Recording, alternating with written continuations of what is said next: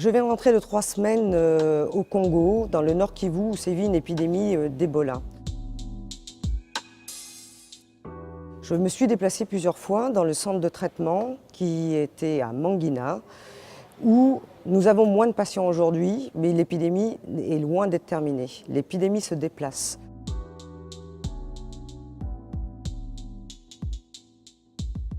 Elle se déplace pourquoi? Parce qu'il y a ce que nous appelons des contacts. Les contacts, ce sont ces patients potentiels qui ont approché nos propres patients qui sont soit guéris aujourd'hui, soit décédés malheureusement entre-temps.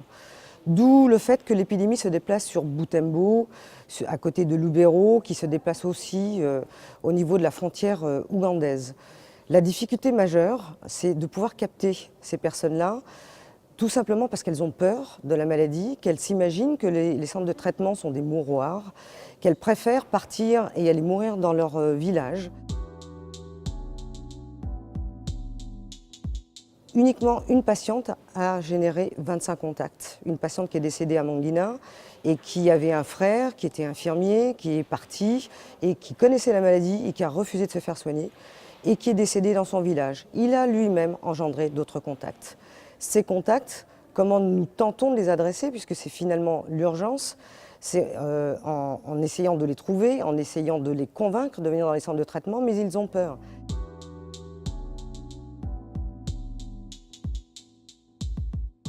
En plus de cette situation complexe, il y a le problème contextuel avec des conflits qui se situent autour de la ville de Beni.